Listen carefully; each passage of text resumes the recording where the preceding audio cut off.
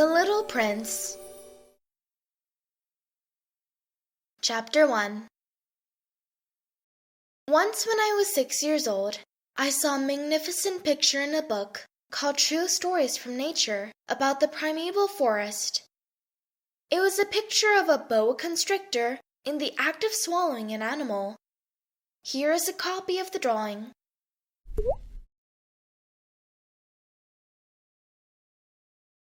In the book it said, boa constrictors swallow their prey whole without chewing it.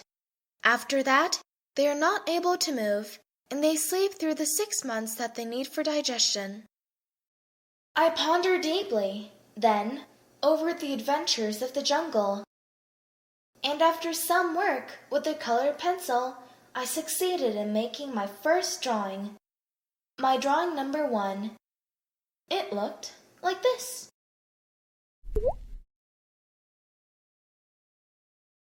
I showed my masterpiece to the grown-ups and asked them whether the drawing frightened them. But they answered, "Frighten? Why should anyone be frightened by a hat?" My drawing was not a picture of a hat. It was a picture of a boa constrictor digesting an elephant. But since the grown-ups were not able to understand it, I made another drawing. I drew the inside of the boa constrictor so that the grown-ups could see it clearly. They always need to have things explained. My drawing number 2 looked like this.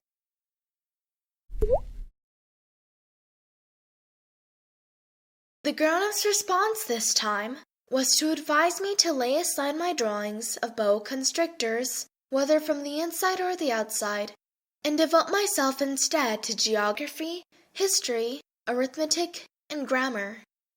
That is why, at the age of 6, I gave up what might have been a magnificent career as a painter. I had been disheartened by the failure of my drawing number 1 and my drawing number 2. Grown-ups never understand anything by themselves, and it is tiresome for children to be always and forever explaining things to them.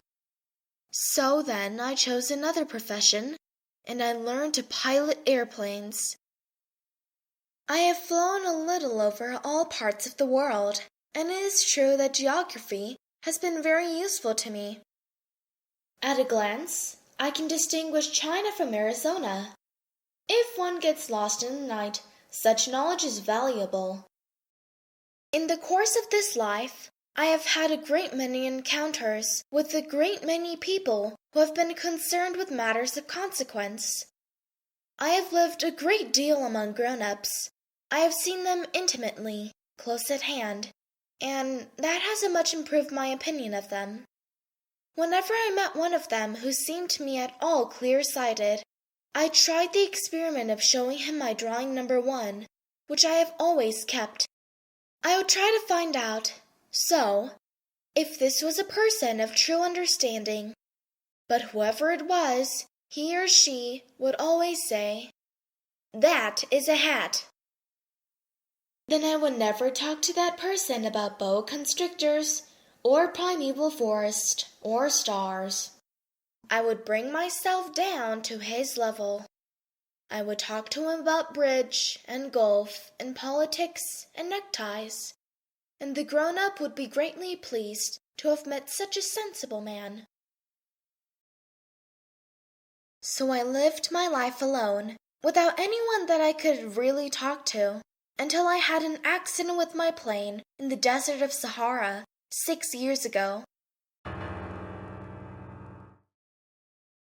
Something was broken in my engine, and as I had with me neither a mechanic nor any passengers, I set myself to attempt the difficult repairs all alone. It was a question of life or death for me. I had scarcely enough drinking water to last a week. The first night, then, I went to sleep on the sand, 1,000 miles from any human habitation.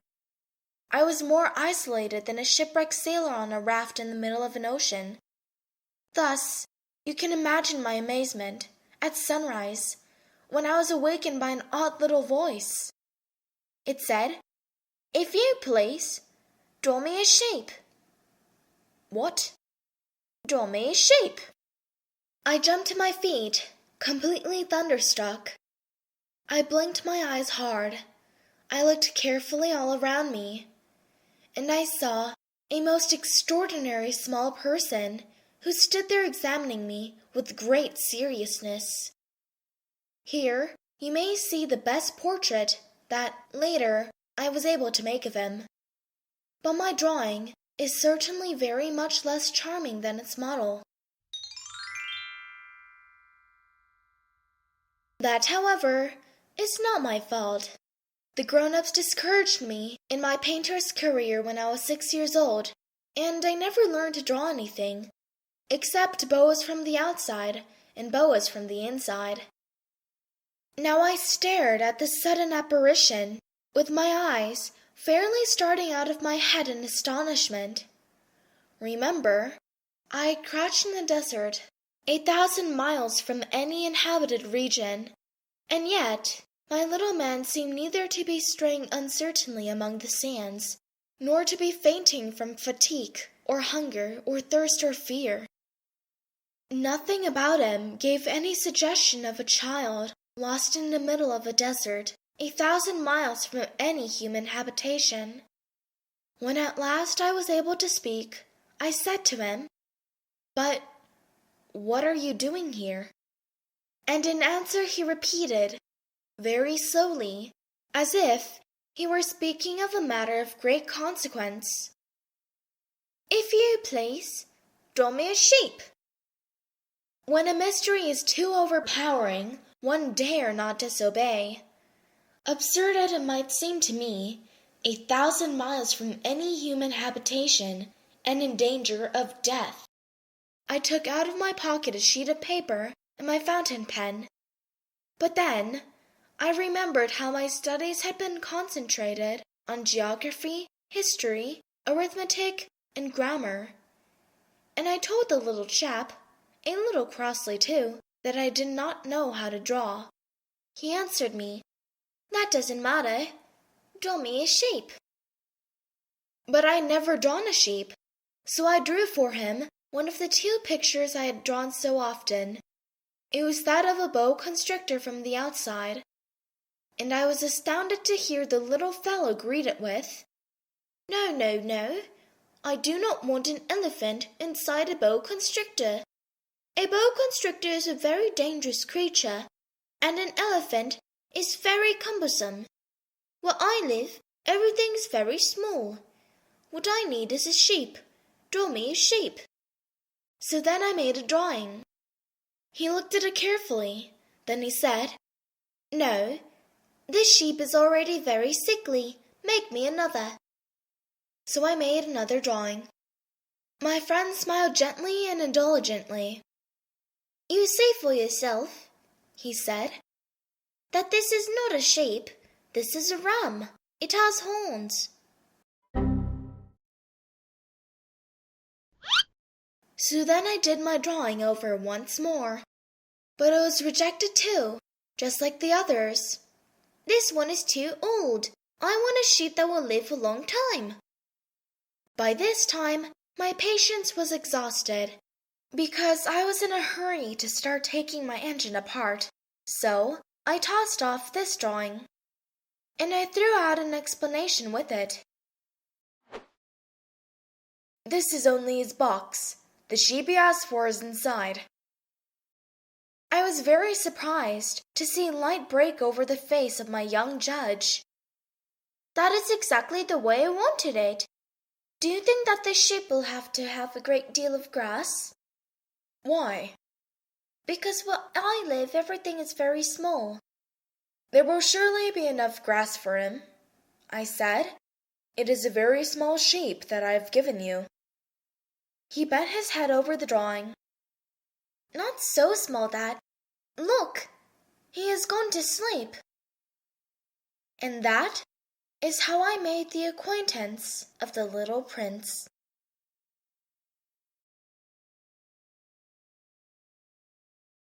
It took me a long time to learn where he came from. The little prince, who asked me so many questions, never seemed to hear the ones I asked him. It was from words dropped by chance that, little by little, everything was revealed to me. The first time he saw my airplane, for instance, he asked me, "What is that object?" "That is not an object. It flies. It is an airplane. It is my airplane." And I was proud to have him learn that I could fly. He cried out then, "What? You dropped down from the sky?" "Yes," I answered modestly. "Oh, that is funny." And the little prince broke into a lovely peal of laughter, which irritated me very much. I like my misfortunes to be taken seriously. Then he added, "So you too come from the sky? Which is your planet?" At that moment, I caught a gleam of light in the impenetrable mystery of his presence. I demanded, abruptly, "Do you come from another planet?" But he did not reply. He tossed his head gently, without taking his eyes from my plane. "It is true that you can't have come from very far away."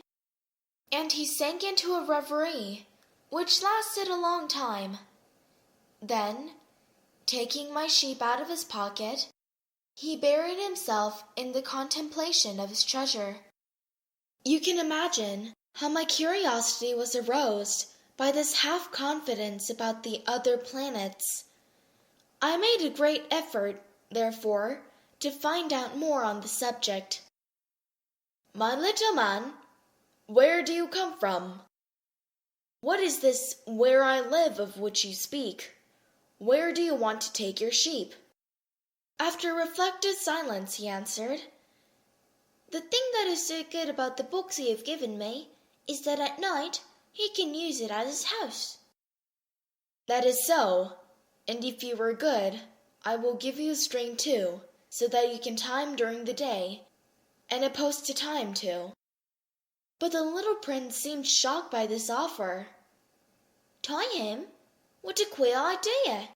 "But if you don't tie him," I said, "he will wander off somewhere and get lost." My friend broke into another peal of laughter. "But where do you think he would go?" "Anywhere, straight ahead of him." Then the little prince said, earnestly, "That doesn't matter. Where I live everything is so small." And, with perhaps a hint of sadness, he added, "Straight ahead of him, nobody can go very far." I had thus learned a second fact of great importance. This was that the planet the little prince came from was scarcely any larger than a house. But that did not really surprise me much. I knew very well that in addition to the great planets, such as the Earth, Jupiter, Mars, Venus, to which we have given names, there are also hundreds of others, some of which are so small that one has a hard time seeing them through a telescope. When an astronomer discovers one of these, he does not give it a name, but only a number. He might call it, for example, Asteroid 325. I have a serious reason to believe that the planet from which the little prince came is the asteroid known as B612. This asteroid has only once been seen through the telescope. That was by a Turkish astronomer in 1909. On making his discovery, the astronomer had presented it to the International Astronomical Congress in a great demonstration, but he was in a Turkish costume, and so nobody would believe what he said. Grown-ups are like that. Fortunately, however, for the reputation of asteroid B612, a Turkish dictator made a law that his subjects, under pain of death, should change to European costume. So in 1920, the astronomer gave his demonstration all over again, dressed with impressive style and elegance. And this time, everybody accepted his report. If I've told you these details about the asteroid and made a note of its number for you, it is on account of the grown-ups and their ways. When you tell them that you have made a new friend, They never ask you any questions about essential matters. They never say to you, "What does his voice sound like? What games does he love best? Does he collect butterflies?" Instead, they demand, "How old is he? How many brothers has he? How much does he weigh? How much money does his father make?" Only from these figures do they think they have learned anything about them. If you were to say to the grown-ups, "I saw a beautiful house made of rosy brick with geraniums in the windows and doves on the roof," they would not be able to get any idea of the house at all. You would have to say to them, "I saw a house that cost $20,000. Then they would exclaim, "Oh, what a pretty house that is." Just so, you might say to them, "The proof that the little prince existed is that he was charming, that he laughed, and that he was looking for a sheep. If anybody wants a sheep, that is a proof that he exists." And what good would it do to tell them that? They would shrug their shoulders and treat you like a child. But if you said to them, "The planet he came from is asteroid B612, then they would be convinced and leave you in peace from their questions. They are like that. One must not hold it against them. Children should always show great forbearance toward grown-up people. But certainly, for us to understand life, figures are a matter of indifference. I should have liked to begin this story in the fashion of the fairy tales. I should have liked to say, "Once upon a time, there was a little prince who lived on a planet that was scarcely any bigger than himself, and who had a need of a sheep." To those who understand life, that would have given a much greater air of truth to my story. For I do not want anyone to read my book carelessly. I have suffered too much grief in setting down these memories. 6 years have already passed since my friend went away from me with his sheep. If I try to describe him here, it is to make sure that I shall not forget him. To forget a friend is sad. Not everyone has had a friend, and if I forget him, I may become like the grown-ups who were no longer interested in anything but figures. It is for that purpose, again, that I have bought a box of paints and some pencils. It is hard to take up drawing again at my age, when I never have made any pictures except those of a boa constrictor from the outside and the boa constrictor from the inside since I was 6. I shall certainly try to make my portraits as true to life as possible, but I am not at all sure of success. One drawing goes along all right, and another has no resemblance in its subject. I make some errors, too, in the little prince's height. In one place, he is too tall, and in another, too short. And I feel some doubts about the color of his costume, so I fumble along as best as I can, now good, now bad, and I help generally fair to middling. In certain more important details, I shall make mistakes also, but that is something that will not be my fault. My friend never explained anything to me. He thought perhaps that I was like himself. But I, alas, do not know how to see sheep through the walls of boxes. Perhaps I am a little like the grown-ups. I have had to grow old.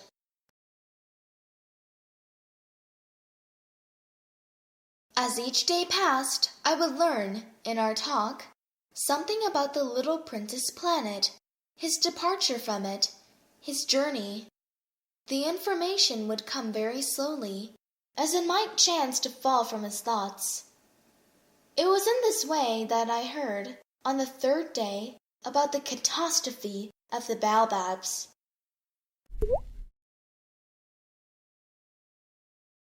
This time, once more, I had the sheep to thank for it, for the little prince asked me abruptly, as if seized by a grave doubt, "It is true, isn't it, that sheep eat little bushes?" "Yes, that is true." "Ah, I'm glad." I did not understand why it was so important that sheep should eat little bushes. But the little prince added, "Then it follows that they also eat baobabs?" I pointed out to the little prince that baobabs were not little bushes, but, on the contrary, trees as big as castles, and that even if he took a whole herd of elephants away with him, the herd would not eat up one single baobab. The idea of herd of elephants made the little prince laugh. "We would have to put them on top of each other," he said. But he made a wise comment. "Before they grow so big, the baobabs start out by being little." "That is strictly correct," I said. "But why do you want the sheep to eat the little baobabs?" He answered me at once, "Oh, come," as if he were speaking of something that was self-evident, and I was obliged to make a great mental effort to solve this problem without any assistance. Indeed, as I learned, they were on the planet where the little prince lived. As on all planets, good plants and bad plants. In consequence, there were good seeds from good plants and bad seeds from bad plants. But seeds are invisible. They sleep deep in the heart of the earth's darkness until someone among them is seized with the desire to awaken. Then this little seed will stretch itself and begin, timidly at first, to push a charming little sprig inoffensively upward toward the sun. If it is only a sprout of radish or the sprig of a rose bush, one would let it grow wherever it might wish. But when it is a bad plant, one must destroy it as soon as possible, the very first instant that one recognizes it.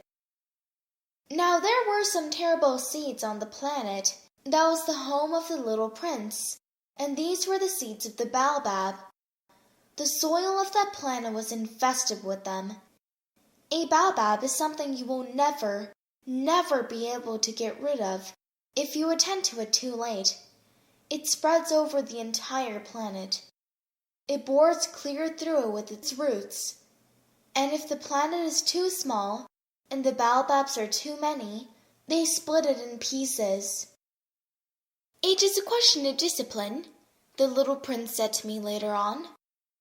"When you finish your own toilet in the morning, then it is time to attend the toilet of your planet, just so, with the greatest care.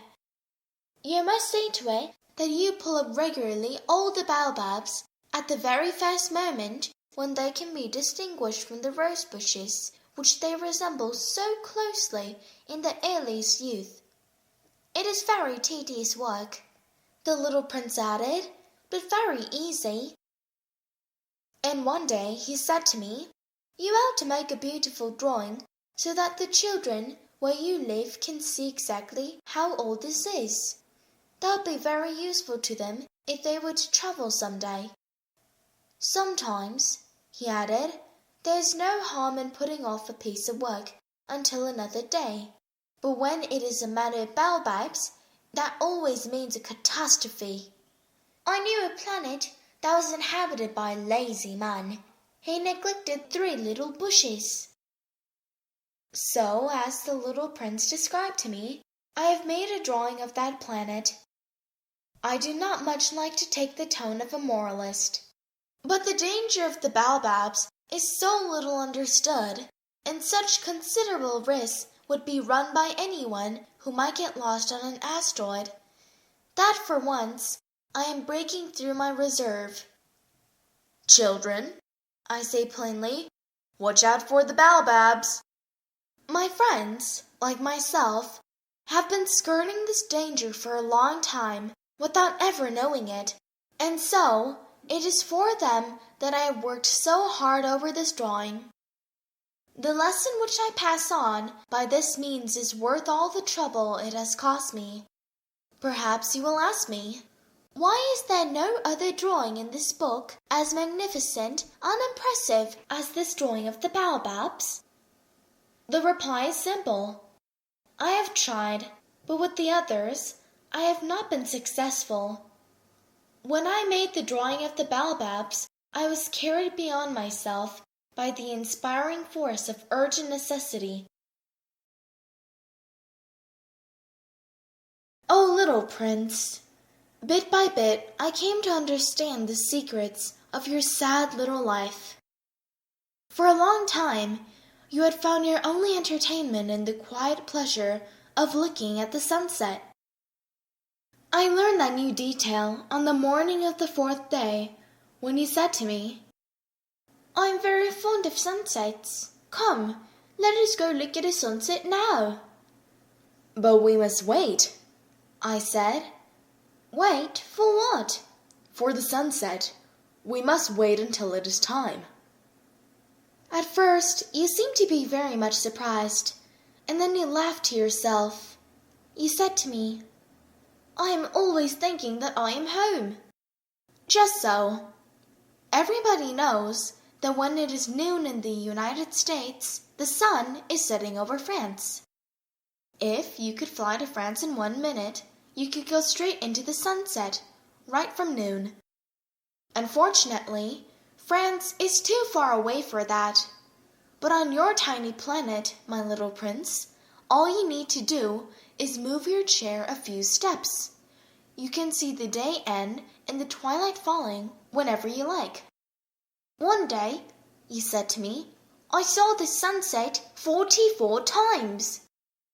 And a little later you added, "You know, one loves the sunset when one is so sad." "Were you sad then?" I asked, "on the day of the 44 sunsets?" But the little prince made no reply. On the 5th day, again as always, it was thanks to the sheep. The secret of the little prince's life was revealed to me. Abruptly, without anything to lead up to it, and as if the question had been born of long and silent meditation on its problem, he demanded, "A sheep, if it eats little bushes, does it eat flowers too?" "A sheep," I answered, "eats anything it finds in its reach." "Even flowers that have thorns?" "Yes, even flowers that have thorns." "Then the thorns, what use are they?" I did not know, and at that moment I was very busy trying to unscrew a bolt that had got stuck in my engine. I was very much worried, for it was becoming clear to me that the breakdown of my plane was extremely serious, and I had so little drinking water left that I had to fear for the worst. "The thorns, what use are they?" The little prince never let go of a question once he had asked it. As for me, I was upset over that bolt, and I answered with the first thing that came into my head. "The thorns are of no use at all. Flowers have thorns just for spite." "Oh!" There was a moment of complete silence. Then the little prince flashed back at me with a kind of resentfulness. "I don't believe you. Flowers are weak creatures. They are naive. They reassure themselves as best they can. They believe that their thorns are terrible weapons." I did not answer. At that instant, I was saying to myself, if this bolt still won't turn, I am going to knock it out with a hammer. Again, the little prince disturbed my thoughts. "And you actually believe that the flowers—" "Oh, no!" I cried. "No, no, no! I don't believe anything. I answered you with the first thing that came into my head. Don't you see? I am very busy with matters of consequence." He stared at me, thunderstruck. "Matters of consequence?" He looked at me there, with my hammer in my hand, my fingers black with engine grease, bending down over an object which seemed to him extremely ugly. "You talk just like the grown-ups." That made me a little ashamed, but he went on, relentlessly. "You mix everything up together. You confuse everything." He was really angry. He tossed his golden curls in the breeze. I know a planet where there is a certain red-faced gentleman.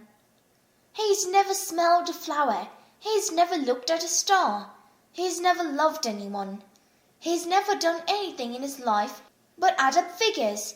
In all day, he says over and over, just like you, I am busy with matters of consequence. And that makes him swell up with pride. But he's not a man. He's a mushroom. A what? A mushroom. The little prince was now white with rage. The flowers have been growing thorns for millions of years.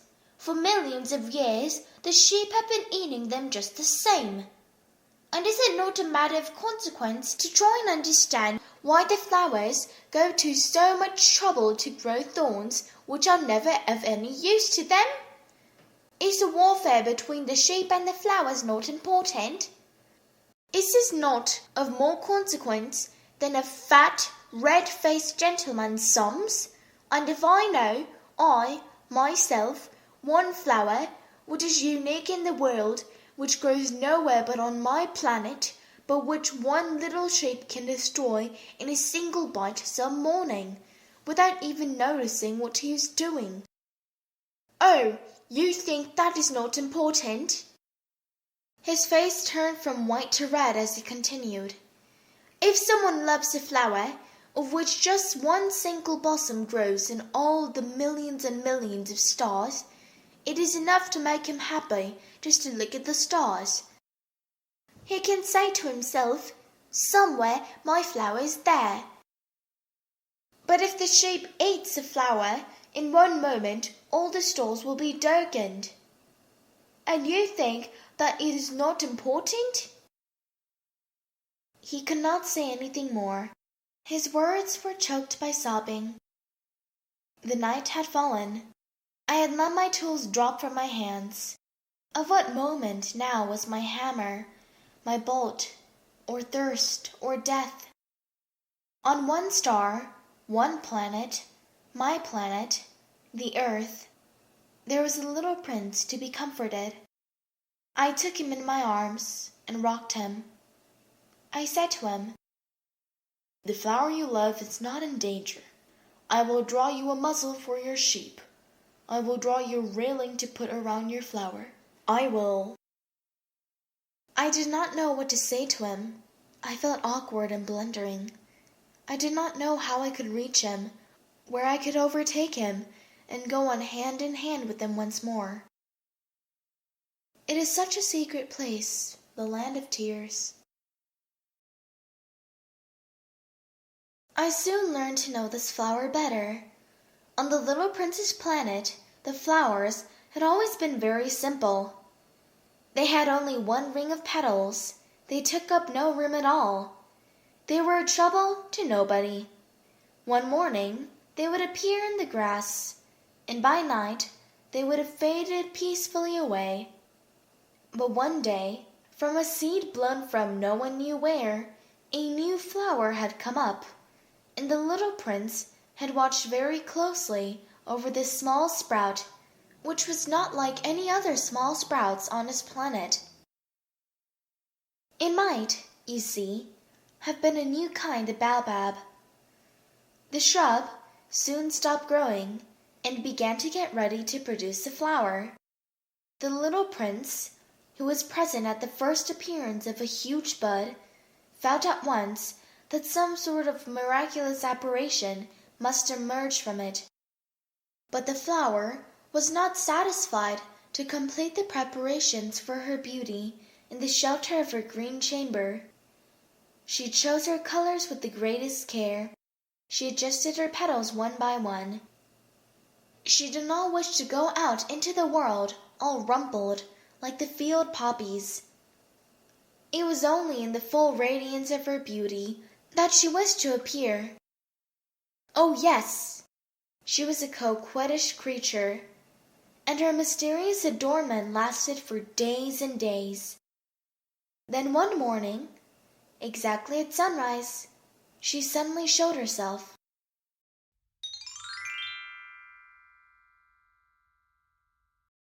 And after working with all this painstaking precision, she yawned and said, "I am scarcely awake. I beg that you will excuse me. My petals are still all disarranged." But the little prince could not restrain his admiration. "Oh, how beautiful you are!" "Am I not?" the flower responded sweetly. "And I was born at the same moment as the sun." The little prince could guess easily enough that she was not any too modest, but how moving and exciting she was. "I think it is time for breakfast," she said an instant later. "If you would have the kindness to think of my needs." And the little prince, completely abashed, went to look for a sprinkling can of fresh water. So he tended the flower. So too she began very quickly to torment him with her vanity, which was, if the truth be known, a little difficult to deal with. One day, for instance, when she was speaking of her 4 thorns, she said to the little prince, "Let the tigers come with their claws." "There are no tigers on my planet," the little prince objected. "And anyway, tigers do not eat weeds." "I am not a weed," the flower replied sweetly. "Please excuse me. I am not at all afraid of tigers," she went on. "But I have a horror of draughts. I suppose you wouldn't have a screen for me?" "A horror of draughts? That is bad luck for a plant," remarked the little prince, and added to himself, "This flower is a very complex creature." "At night I want you to put me under a glass globe. It is very cold where you live, in the place I came from." But she interrupted herself at that point. She had come in the form of a seed. She could not have known anything of any other worlds. Embarrassed over having let herself be caught on the verge of such naive untruth, she coughed 2 or 3 times in order to put the little prince in the wrong. "The screen? I was just going to look for it when you spoke to me." Then she forced her cough a little more, so that he would suffer from remorse just the same. So the little prince, in spite of all the good will that was inseparable from his love, had soon come to doubt her. He had taken seriously words which were without importance, and it made him very unhappy. "I ought not to have listened to her," he confided to me one day. "One never ought to listen to the flowers. One should simply look at them and breathe their fragrance. Mine perfumed all my planet, but I did not know how to take pleasure in all her grace. This tale of claws, which disturbed me so much, should only have filled my heart with tenderness and pity." And he continued his confidences. "The fact is that I did not know how to understand anything. I ought to have judged by deeds and not by words. She cast a fragrance and a radiance over me. I ought never to have run away from her. I ought to have guessed all the affection that lay behind her poor little stratagems. Flowers are so inconsistent, but I was too young to know how to love her."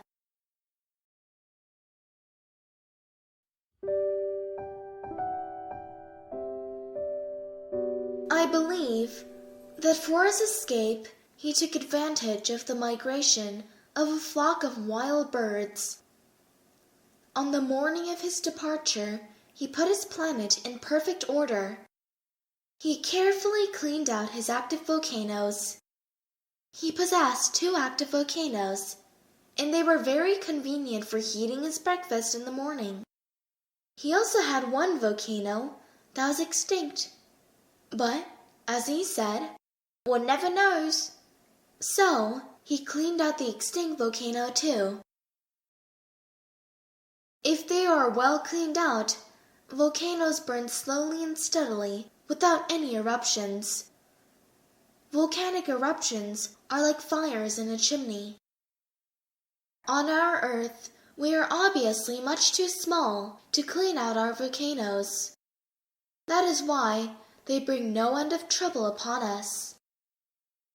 The little prince also pulled up, with a certain sense of dejection, the last little shoots of the baobabs. He believed that he would never want to return. But on this last morning, all these familiar tasks seemed very precious to him. And when he watered the flower for the last time and prepared to place her under the shelter of her glass globe, he realized that he was very close to tears. "Goodbye," he said to the flower, but she made no answer.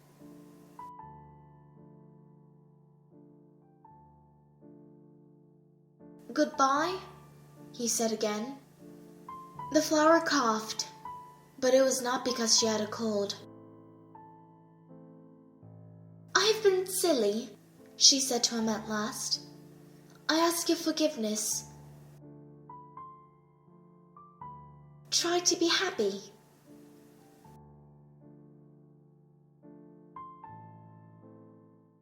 He was surprised by this absence of reproaches. He stood there all bewildered. The glass globe held arrested in mid-air. He did not understand this quiet sweetness.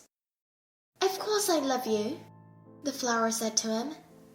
"It is my fault that you have not known it all the while. That is of no importance. But you have been just as foolish as I. Try to be happy. Let the glass globe be. I don't want it anymore. But the wind, my cold, is not so bad as all that. The cool night air will do me some good. I'm a flower. But the animals, well, I must endure the presence of 2 or 3 caterpillars if I wish to become acquainted with the butterflies.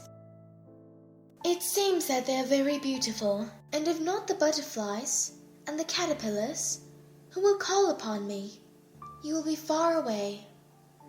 As for the large animals, I am not at all afraid of any of them. I have my claws." And, naively, she showed her 4 thorns. Then she added, "Don't linger like this. You have decided to go away. Now go." For she did not want him to see her crying. She was such a proud flower,